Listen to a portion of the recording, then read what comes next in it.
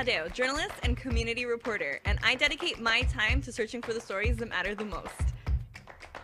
Positive, uplifting, and inspiring stories that spotlight the challenges and obstacles we conquer to become the people who we are today. I don't know about you, but I'm tired of all the fairy tale lifestyles that people seem to be living on social media. Girl, you did not wake up like that. I'm interested in the genuine connections, the honest opinions, and the real uncut version of your true self.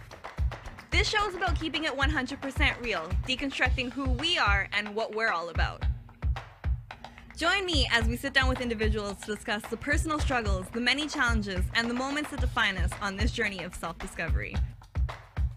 Let's be real, life isn't fair and people make mistakes, but every opportunity is a learning experience. Let's discover the truth together right here on Real Talk.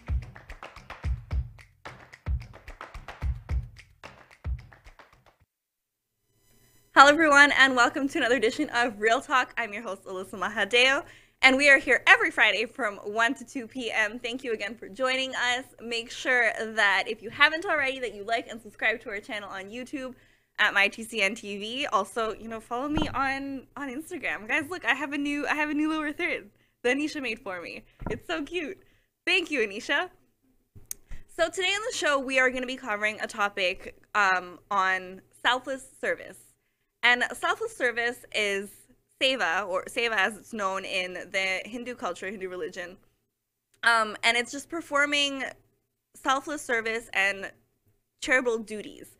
And what that really kind of is when you do things for the sake of other people, but that you don't expect anything else in return. And that's very, very important, especially in today's society, where I find that sometimes there are people who, are always looking to get credited for things that they do. And I've met a lot of people in my time working as a journalist who are doing so many great things. So many great things when it comes to giving back and to helping run organizations that are looking to help people who are less fortunate than us. And being less fortunate doesn't necessarily mean being poor or living in poverty. It means a variety of different things. But I think for people who, live in Toronto, I think the best perspective would probably be the homeless people that we see on the street.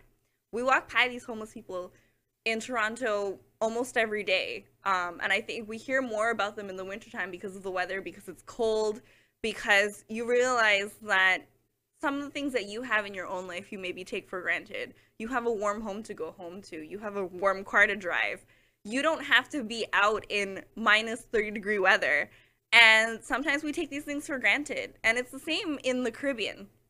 There are a lot of people that, live well in the Caribbean, but there's also, because the Caribbean there are a lot of third world countries that reside in the Caribbean, and there are people that live in poverty as well. And when we hear about poverty, I think most times people think about Africa. We always see children from Ethiopia living in poverty. They don't have the best food. And I found that during the holidays is the time when a lot of people are looking to kind of give back. But that's not the only time we should be giving back. I feel that, we should be giving back more times a year. We should also be bringing awareness to these things year round, not during Thanksgiving, not only during Christmas, not only during those times of years when, you feel that you feel obligated or you feel a civil duty to do that. So today on the show, my guest is going to be Paul Dhandari, and I've met Paul a while ago through Arun. You guys know Arun. And he started a charity organization to help the Dharm Shala in Guyana. And Paul is going to be coming on, and he's going to be able to explain all of the different things that comes with Dharm Shala, what the Dharm Shala is, where it is in Guyana, and how this kind of came to be on his radar. So we're gonna take a quick break, and when we come back, Paul is gonna join me, and we're gonna talk about selfless service and the Dharm Shala in Guyana. So we'll be right back.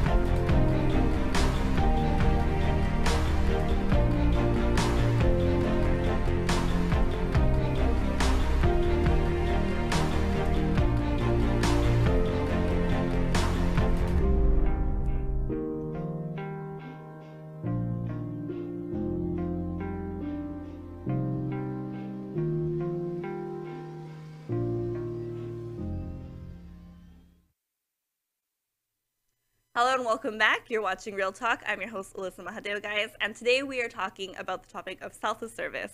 Today on the show, I have Paul Dhandari. Paul is here, and Paul is a little bit nervous, but Paul is here, and he's going to be talking about some of the things that he's been involved in his home country of Guyana. Yes.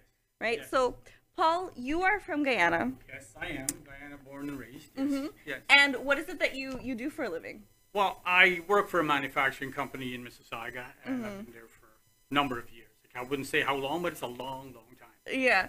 So tell everyone a little bit about how you started or how you found out about the Dharm Shala. Well, that's a good place to start from the beginning. I was born and raised in Guyana. I migrated from Guyana when I was 18.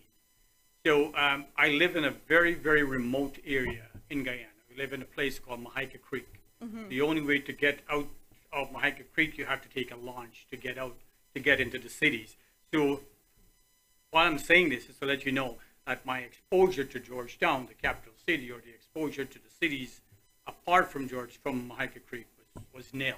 Mm-hmm. And so I didn't know what a Dharm Shala is. As a kid growing up, I know my mom used to cook food and bring it over this launch to go and feed people. Only the adults get a chance to go. Mm-hmm. So I never had an idea or what it means or what it is, but I know my mom used to do this on a regular basis growing up. Yeah. Not until several years ago, probably about 5 years ago, a friend of mine from Berbice called me and told me about the situation in Guyana. And I went and I paid a visit to this Dharm Shala. The first time I'm ever going to go visit a Dharm Shala. Mm-hmm. When I decided to visit this place, it was in the rainy season, and it was the most disgusting place any human being can be living in. Mm-hmm. First thing I saw that they didn't have no washrooms. These people were using the washrooms outside in buckets and containers, mm-hmm. and just things like that to get by in day to day. And the entire infrastructure was falling apart. Mm-hmm. If you want to get to the building, you have to jump from one rock to the next rock to get to it. Yeah. It was deplorable condition. Yeah. So I came back, and this thing, I was always involved in some sort of charitable organization, and this thing was on my mind, and I wanted to do something. So that's how I got involved with Arun, and I got hold of a bunch of friends, and we decided to do a fundraiser mm-hmm. for the Dharm Shala.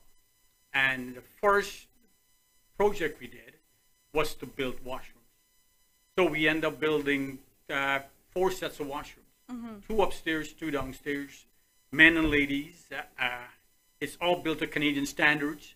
We build them with concrete, we build them with tiles, we build them with flush, we build them with overhead water, mm-hmm. brand new septic tank, because we don't want people to come back and say that, we built something and mm-hmm. yeah. it's not working. Yeah. So we created an entire brand new infrastructure to sustain whatever we build. Mm-hmm. So like people from United States, from Canada, from all over the world, they go back and they hear about this thing. The awareness was created, and they heard about the work we're doing. Mm-hmm. So when they go back, they look at the washroom, they look at the fence, they look at the walkway where we built, mm-hmm. and these things, they see where the money is going, and the things that we say we're going to do, that's what we're doing. Mm-hmm. To give people a better idea of the conditions that people were living in, I mean, here in Toronto, homeless people live on the street. We've seen that. Like, Yes. we do offer shelters and stuff to them here.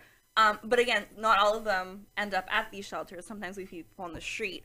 The Dharm Shala is mainly a place where people who have been maybe cast out or abandoned by their family Exactly.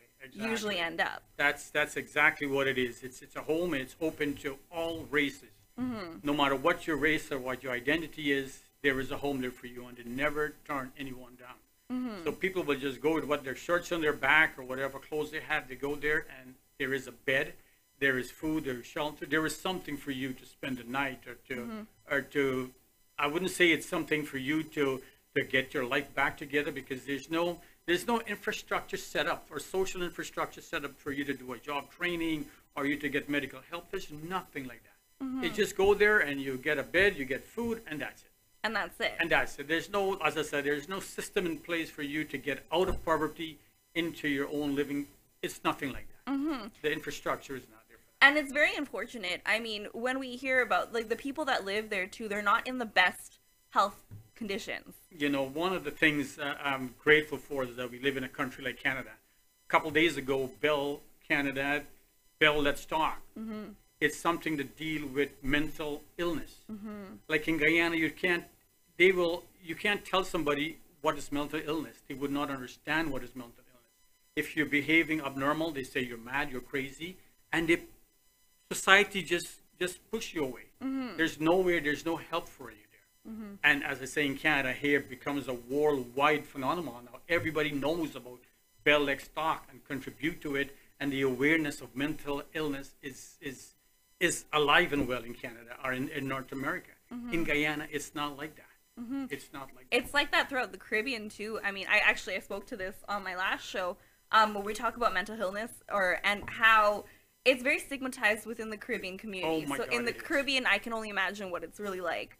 And for people to hear mental illness, you're like, what is that? That doesn't ring any type of bells. Like, we don't have any type of, there's no diagnosis.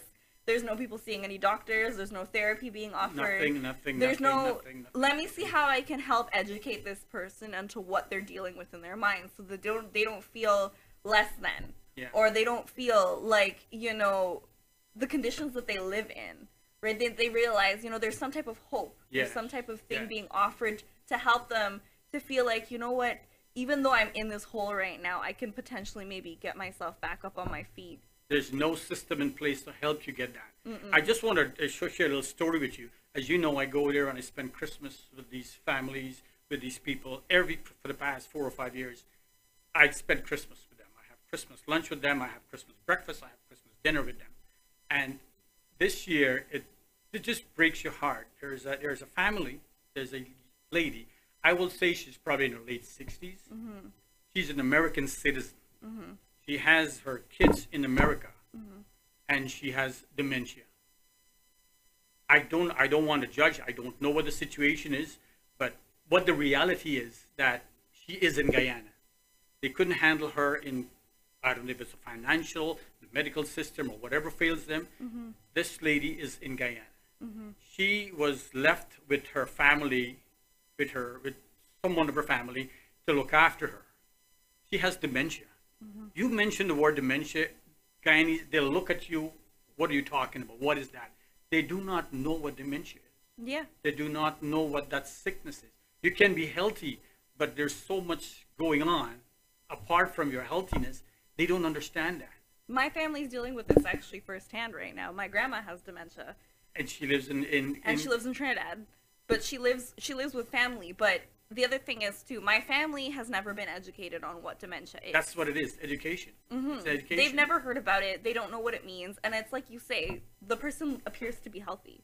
It's their mind that's deteriorating, so people don't really understand what that means and what's going on inside of their heads, because they don't know you, they don't know anything, they don't know about their surroundings. But just like you and me, they have feelings. Exactly. And the thing is, like, she's 60 years old, but she behaves as if she's a 5-year-old. Like, you have to tell her, okay, it's time to eat, or go and shower, or come down for your dinner, or something like that. But in Guyana, people don't speak to you like that. No. Because they don't know what your problem is. They will yell, and they will scream at you, and the way they will treat you, it's unbelievable. Not until they said there were 7 ladies at this home. So when I start counting the packages, I says, where is the other one? One missing. Says she's upstairs. So I went upstairs looking for this lady. She was such a pretty good looking lady. Her hair was well combed and everything, and she sat in her bed. She was just waiting for someone to tell her, come for your food or come downstairs. And she's healthy. Then she comes and she sits down and she there. When she finished, someone has to tell her, okay, go back up. That's exactly what the mentality is. And I'm so sorry that she's such a wonderful woman. And I don't know if the family failed her or society failed her, but the good thing is she's living in the Dharm Shala. At the beginning, they took her to the mental institution in Guyana. Yeah. And I'm not sure if I can explain to you what that is, but it's a very violent place. It's a very destructive environment. And this is not the place for this lady. Until she was abused, and they end up taking her to the Dharm Shala. And she's living in the Dharm Shala, and I know she's having a better life than living in the mental institution. So these are some of the things some of the things or some of the people that are living with in the Dharm Shala. I remember hearing a story, and we'll probably get into this more a little bit after the break, because I don't want to get into something and then we have to go to break. So I want to kind of talk about your first day at the Dharm Shala, when you went for the first time and you kind of saw, I know it was during rainy season, so the conditions that these people were living in before you even decided to take action and do something about it. Yes. So we're going to take a quick break. When we come back, we're going to hear more from Paul and how he worked to raise awareness to what's going on in the Dharm Shala in Guyana. So we'll be right back. Are you retiring smart? Make your home's equity work for you.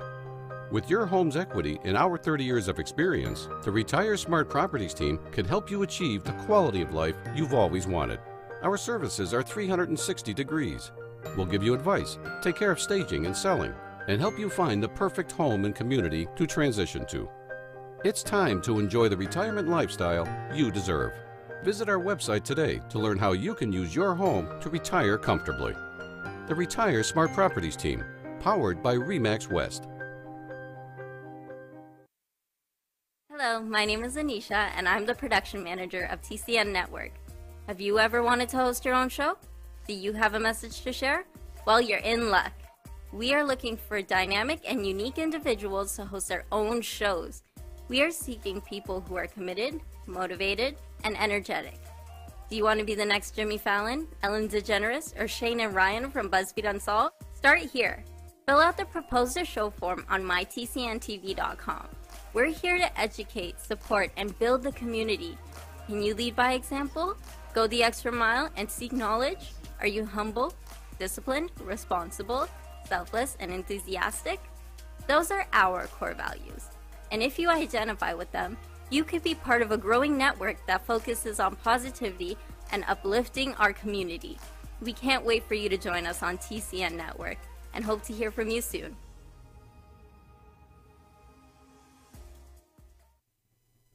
Welcome back. You're watching Real Talk. I'm your host, Alyssa Mahadeo. Guys, today we are talking about selfless service.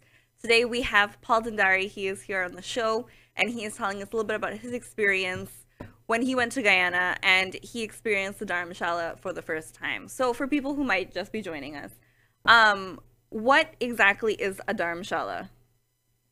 Well, in my own little humble way of putting it, a Dharm Shala is a place, or I can be wrong. I didn't spend much time to educate myself on what a Dharm Shala is. I don't speak Hindi, so I don't know what it is. But the word Dharm comes from religion. Dharm means your culture, your religion, and so on and so on. But I do not know what the association is, but it's a home that for people, as I said before, of all races, all creed, all color, whatever your denominations are, for a resting place for you. If you're outcast by society, by whatever means it is, there is a home there for you. The gates are always open for you. You can go in there and you can have a place. So it's a home, it's a shelter, it's a resting place for you. Yeah, it's basically a refuge at this It's a refuge. point. It is in a Guyana. Yes. The first time you ended up at the Dharm Shala, it was rainy season, as you had mentioned before.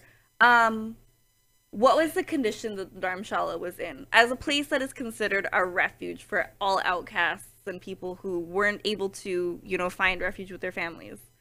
Well, the first, and I'm glad you asked about that, because this is the picture I have in my head will never ever go away as long as I live. Mm-hmm. As I said, I never been to a Dharm Shala. I never experienced something like that, so I do not know what to expect.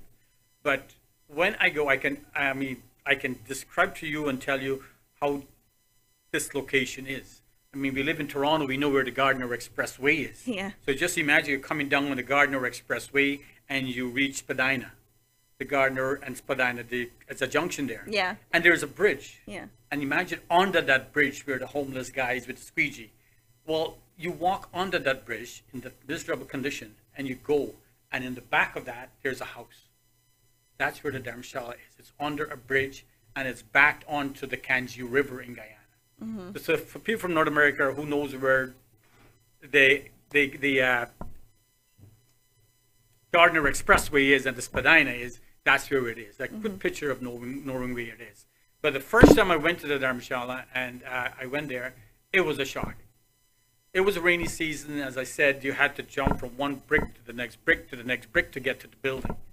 I went there and I went upstairs and I looked at this place and, well, mind you, downstairs, people were sleeping in about 6 inches of water. Their bed was literally in water. In Canada here, when I get up from my bed, I put my foot on the rug. And it's dry. And it's dry. And these people were, when they get up, they're putting their feet in 6 inches of water. Mm-hmm. That's what the situation was. You go upstairs and there's people, the only thing they had in their hands, was one on their backs, is their private belongings. There were no pillows on the bed. Can you imagine a 2-liter Coke bottle? They will fill it with water. They'll wrap their clothes in it. That's what they would use as a pillow. The beds were small cots, and the foam was, normally the foams that I normally sleep on is about 6 inches thick, but these foams are about an inch because they're overused and they smell and was deplorable. And I said to myself, I cannot leave. Well, as a matter of fact, as soon as I go there, I ask the guy, I says, can I take some pictures? And the guy says, you're like another one. I goes, what do you mean? He says, do you know how many people come to this place and take pictures that they're going to do something and then never ever do anything and never hear from them again? And that hurt me because he didn't know what I had to do to come here. I didn't come on a wedding. I didn't come for a vacation. I left Toronto, come to see this. This is my purpose. I came to see the Dharm Shala. And I was a little bit offended, but he didn't know what I... But he's accustomed to seeing that all the time. This is what people do. They come to take pictures, they feed people, they take pictures, and they go back.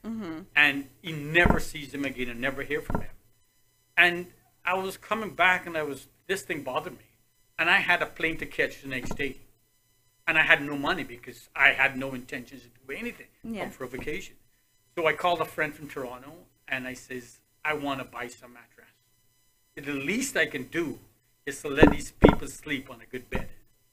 So I end up buying 39 mattress from Georgetown. And I had it 2 o'clock in the morning. I had a van driving on the highway, going over to the Burbage, to the Dharm Shala to deliver that because I want to make sure it was delivered before I left. I didn't want to give it to somebody and then they would hope that they would take it. It would have never got there and I would not be in peace. Yeah. So I made sure I got a truck, and after the guys were finished, he took his employees. A guy named Robin. I'll never forget that. All the good things that man had done for me in Guyana.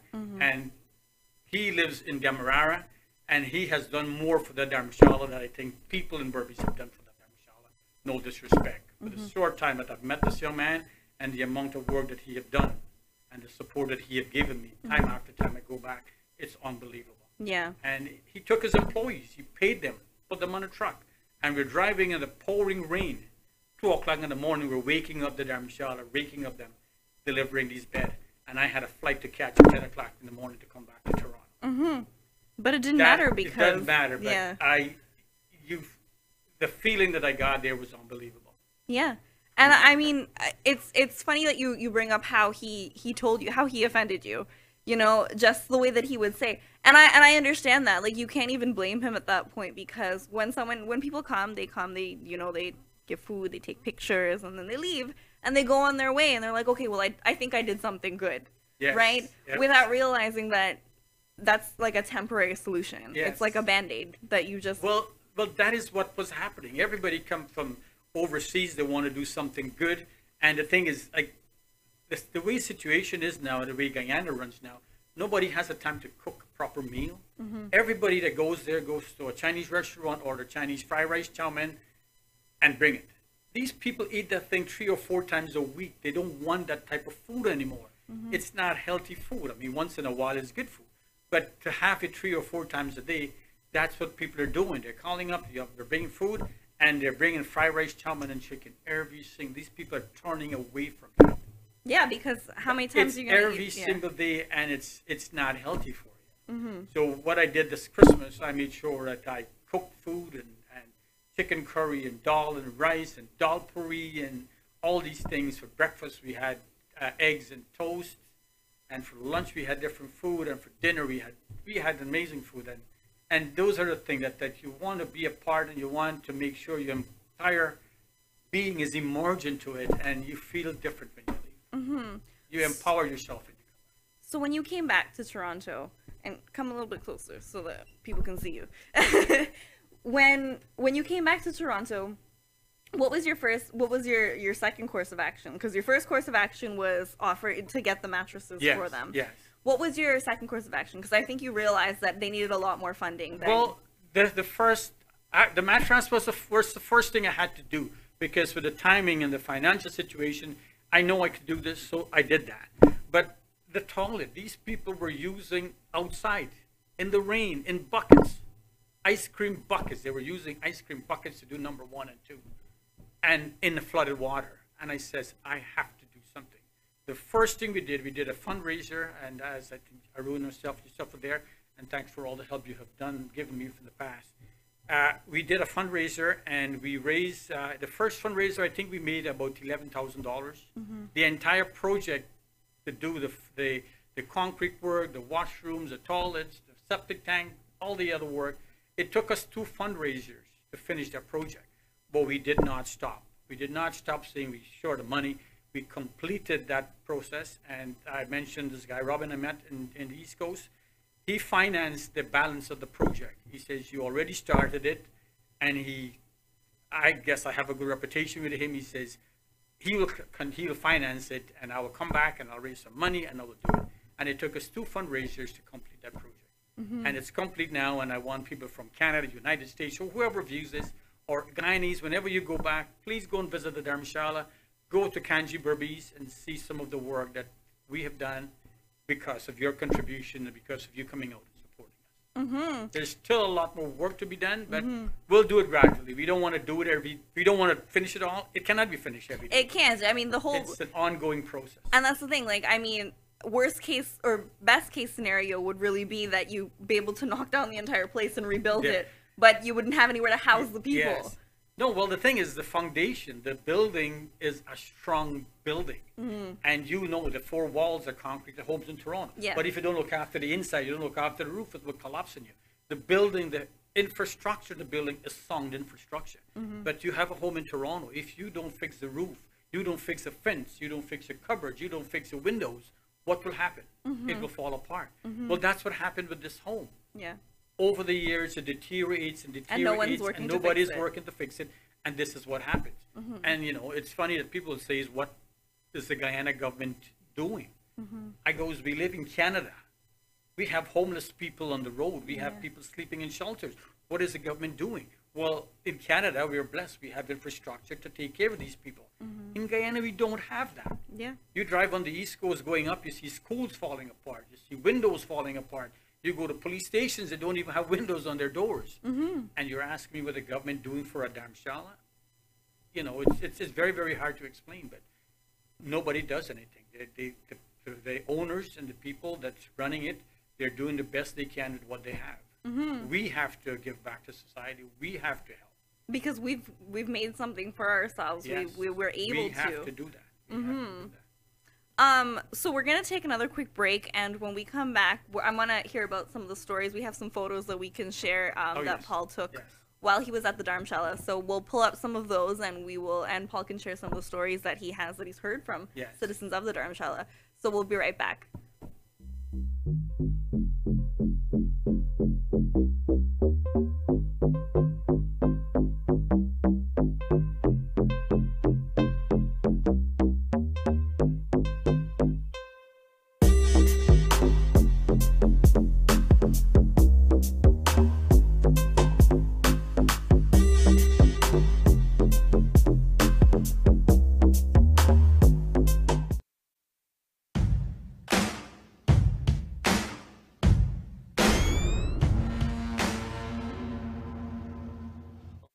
Welcome to Shadow Auto.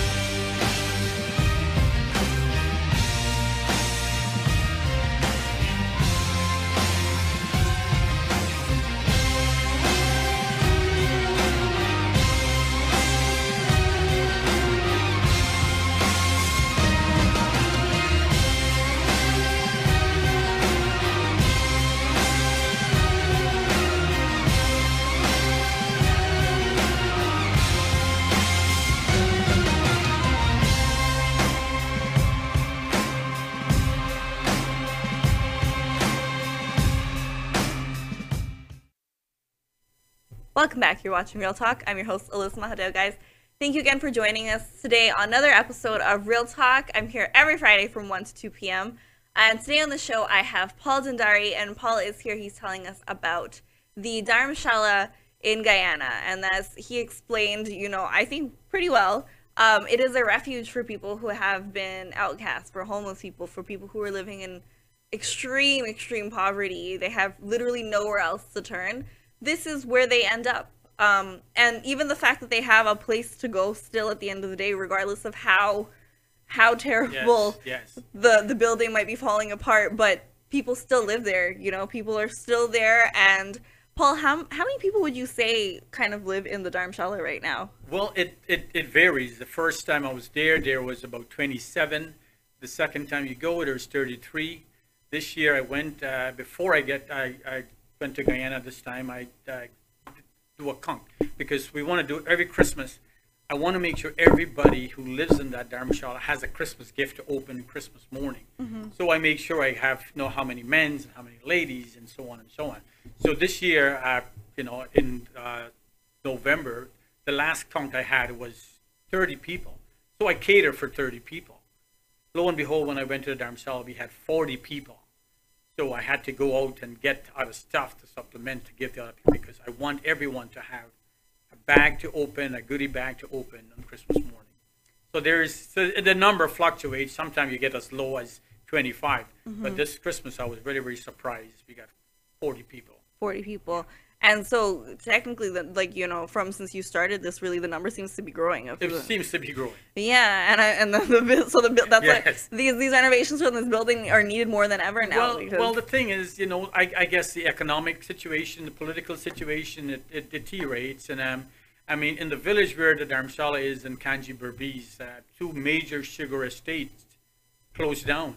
Mm-hmm. And you'll be surprised to see that the difference that I can vividly remember that when I was there 4 years ago, how hustling and bustling the marketplace was on a Saturday morning, mm-hmm. like in New Amsterdam, not New Amsterdam, I guess it's Skelden.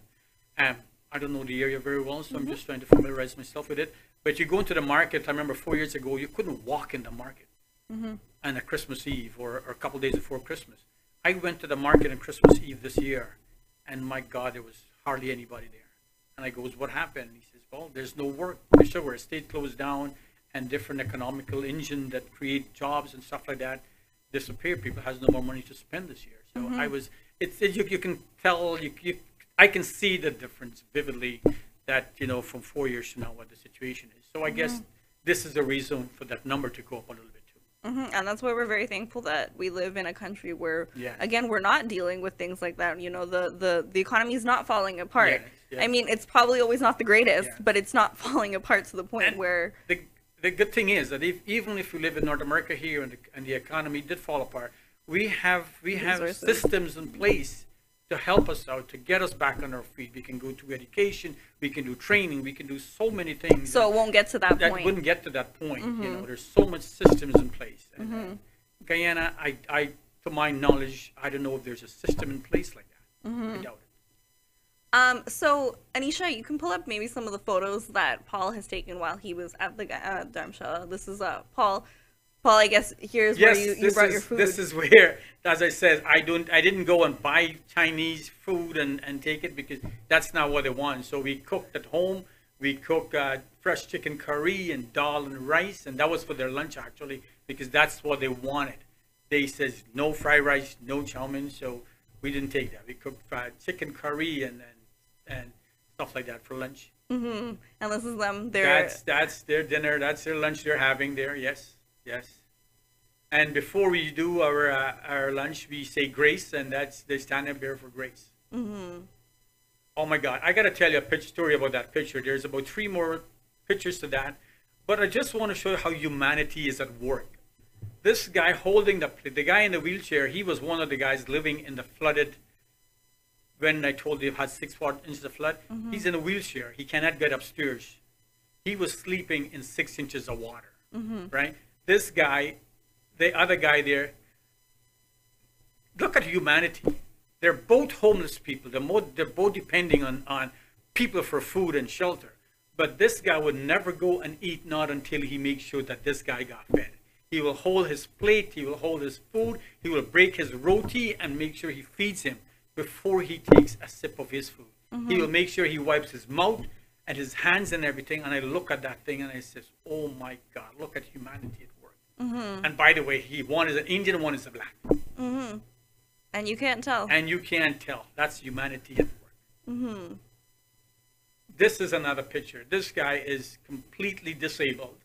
And every year I take wheelchairs down to Guyana, and I want to know why the wheelchairs don't last. But this is the conditions why the wheelchairs don't last. He's invalid. He cannot get up. He cannot walk. And this is what he's doing to get his clothes. And whenever he gets stuck in there, he's there depending on someone to pull him out. Because he's stuck in the mud. He's stuck in the mud. Yeah. So what I did this year, before I came back, I made sure I bought, there's these lines with pulleys that you can stay one place and you can hook it up. Yeah. And you can get your line. So I made sure that was built before I came back. I made sure I built a clothesline before I came back. Oh, that is another story with the orphanage in this orphanage is in Albion, I think. I think the place is called Kilroy, and it's run by Kamal House. This is an amazing lady, does amazing work, and we try to do a lot of work for this organization also. But the thing is, as I said before, people will come and they will go to the orphanage and says, we would like to feed these kids. And everybody will got 2 hours to spend, and they will say, okay, what do you want? Pizza, fried rice, or what do you want? And they will bring pizzas. Every day you get pizza. Every day you get fried rice. Every day you get chow mein. Instead of actually cooking food and bringing it. Of actually doing something that's meaningful for these people. There is about 25, let's say 20 kids living in this. I just want to give you an instant. Yeah. There's 20 kids living in this orphanage here. Can you imagine the amount of toilet paper 20 kids will go through in a week? Yeah. Can you imagine how much of soap detergent to do laundry they will go through in a week? Can you imagine how much of food, like dry goods, like flour, like rice, like things to cook for 25 to 30 people per day? But people from overseas, when they come to do something, they want to feed these people. They don't think about that. There's young girls who are in the puberty stage. They need sanitary napkins.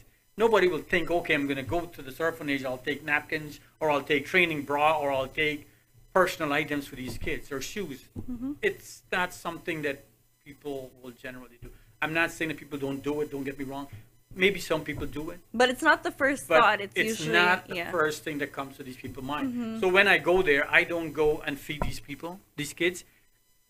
They're fed. I go into the storeroom. I go into the pantry. There's food they have food. Mm-hmm. You want to see exercise books? Go there. You see exercise books. Everybody come and give exercise books. I mean, these are the first things that they will think about, right? But toilet paper. Do you know how much toilet paper 25 to 30 kids will go through in a week? Yeah, I can only imagine. Can you imagine that? Yeah. Can you imagine how much of sanitary napkins 3 or 4 teenagers will go through in a household? No, it's true. So I mean, you gotta use that every month. Yeah. These are the things that we go through. So when I go there, I ask her, I says, what do you need? And she give me a list of what she wants, and I go and I buy whatever she wants, and I give it to her. Mm-hmm. In that way, I feel that it's not, I didn't do something that I want to do. I do something that I know the home needs. Yeah. And I have a lot of great supporters back in Toronto, a lot of friends and stuff like that, and great support I got. And I want them to see that where their money is going and what we're doing with whatever contribution they make. Mm-hmm. It's amazing to see the smile of these kids' face when they get the things that we do for them. Mm-hmm. It's amazing. You have any other pictures there, or? Oh, this is another guy here. I met this guy, this Dharm Shala, since I started, and he does not sit and eat with everybody else. Mm-hmm. He's always by himself. You got to take out his plate and put it one side, and he's gonna come and get it on his own terms. He's got his own agenda. He has his own like, agenda I got things to do, yeah. for anything. But as soon as he sees, as soon as I go there and he sees me, he got a big smile on his face, because he knows I'll leave something with him. Mm-hmm. And that's he wants a raise, they call it in Guyana. He wants some money, and he probably buys cigarettes or stuff like that. But beside the point, he's such a great intellectual person.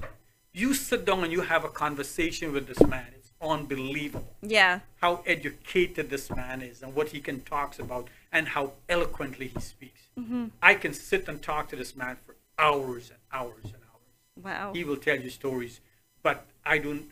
Situation is that he end up into a Dharm Shala. His circumstances. Yeah. Yeah. But he's such an educated man. There's 3 or 4 men that I enjoy talking to, sit down and talk, because I feel so good. I'm learning something from these people. Yeah, I mean, it's great that you can go to God. a place like that and you can learn something from people. Oh my God, they all have a story to tell. Mm-hmm. They all have a story to tell. So we're gonna take another quick break, and when we come back, we're gonna wrap the conversation. Yes. We're almost done here. And we'll be right back. We'll probably hear a little bit more, some more of the stories. I'm enjoying the stories of the people that live there. So we'll be right back.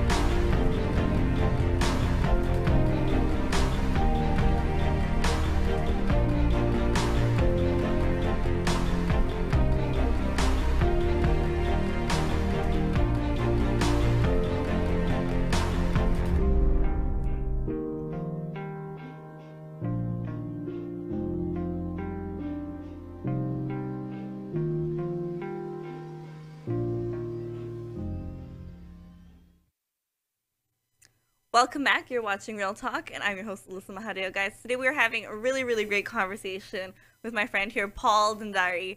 And Paul has been doing some really great work in the community. You know, I commend Paul for the work that he's done since I've, heard about it since Arun told me about it, and then since we've written stories about it. But I feel like this was probably the better platform that people, see you. They feel like they feel more connected to you. They can see pictures. They can actually hear the story firsthand from you. And the work, the things that you've seen firsthand at the Dharm Shala, what they need, what people who are looking to give back, because there are lots of people who are like, Yep. I want to give back, but how? And this is a really, really great way for people to know that, you know, you go back to Guyana, go and visit the Dharm Shala, ask the people what they need, instead of just, you know, assuming that this is Yeah. what they Yep, need to yep, survive. yep, yep. Even sitting down and having the conversations that you've had with these people and learning about where they've come from in their lives and, you know, what has gotten to them to this point that they're at the Dharm Shala. I spoke to a couple. The unfortunate things that what always bothers me is that the people I see this year, when I go back and I look for them or like try to go and see them, chances are I may not see them. They passed on, and I always wonder who looks after them, what type of burial they had, all these things that I ponder upon my head. The first time I was there, I met an old lady, and she told me how she ended up at the Dharm Shala. And it was heartbreaking that her situation, how she ended up there. She was a homeowner, she had houses, she got married her son, and I don't want to go into more, but this is how it ended up getting to where she is there. And when I went back the next year, she wasn't there, she passed away. And I wish I get the chance to know what type of funeral did she had? Like, did she had a good funeral? These things just bothers me sometimes.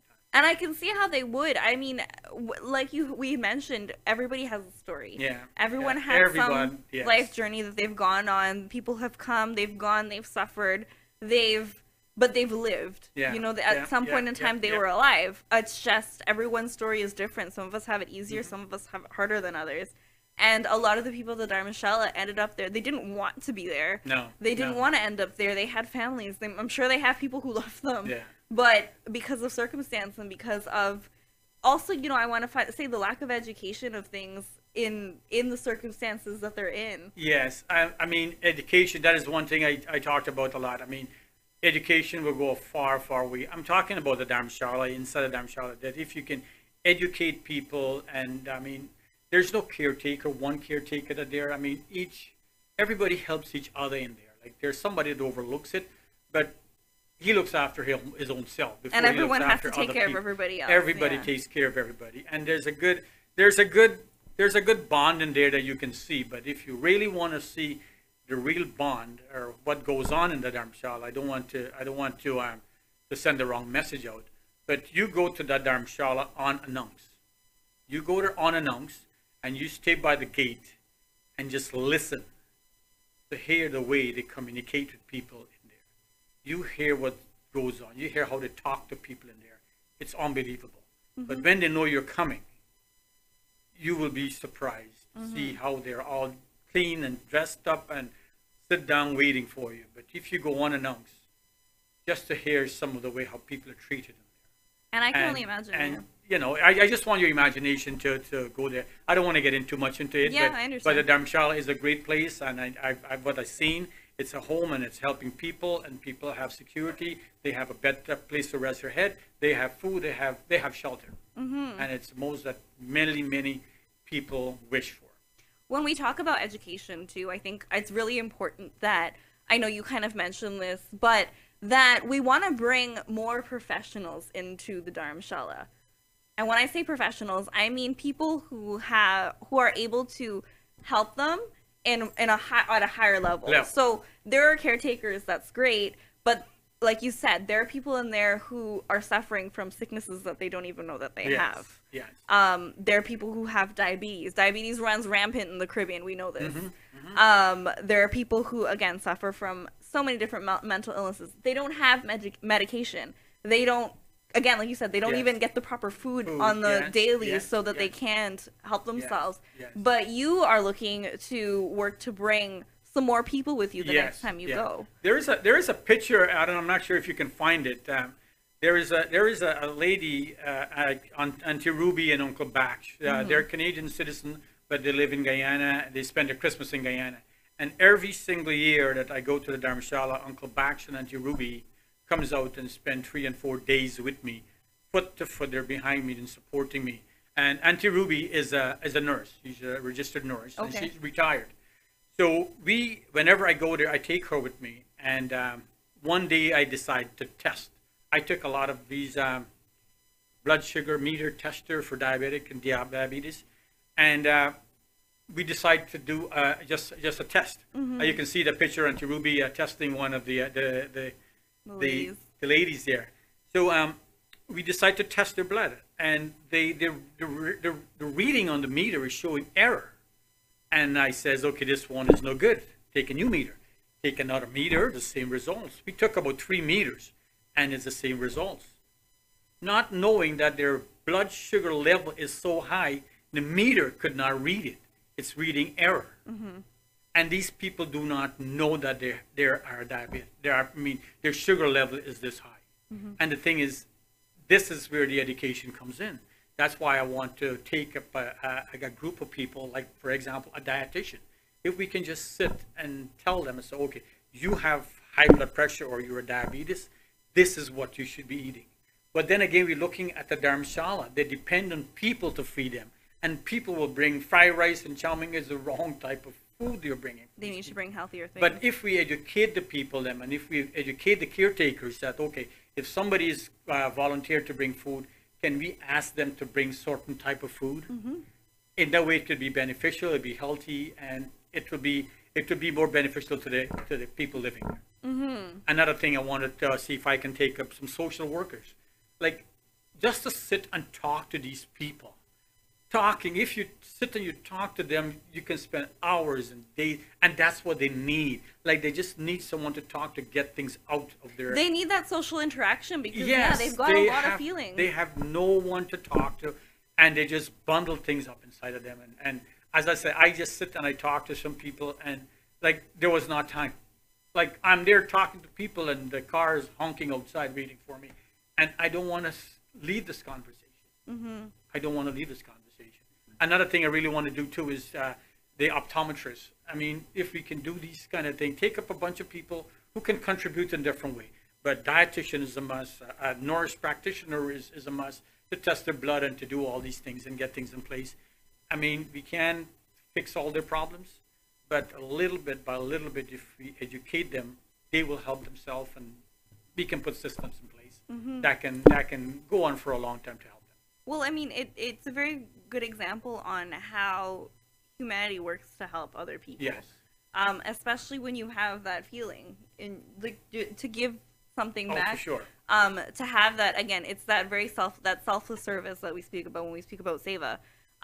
You don't want anything from this. You're not looking to gain anything from this. You're just looking to help people. Listen, like I always say it, I have enough. I have a roof over my head.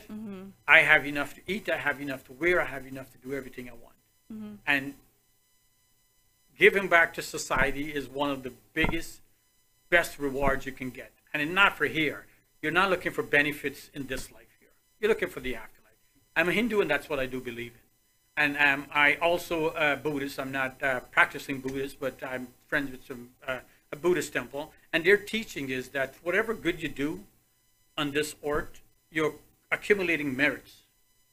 And those merits is for the afterlife. So it's your best interest that every single day that you wake up is to make sure that you put your best foot forward and you do something that will benefit someone. Do something good. And that's what I try to do. It's not easy, but I try. Paul, I want to thank you today for coming on the show.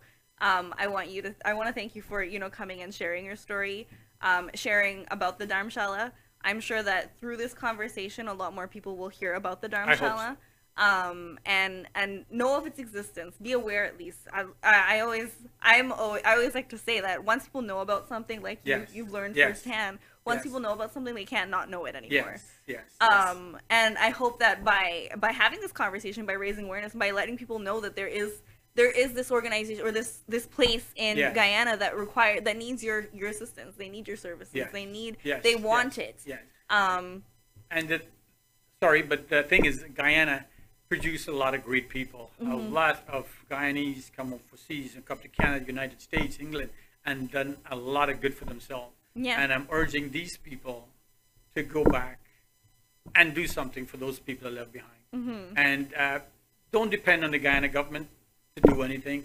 My friends, if anybody can do something for somebody, an orphanage, the Dharm Shala, or neighbors who needs help, go and help them. Go and help them. So every I think it's October, November, you host a fundraising gala. Yes.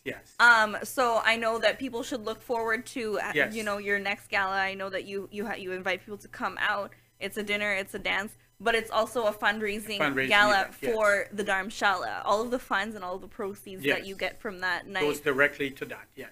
I just want to make sure that people know that I pay my own passage, my accommodations, my transportation, everything I look after on my own. Not from the funds or from the proceeds come from the Dharm Shala. I'm doing this on my own. I'm doing this for me.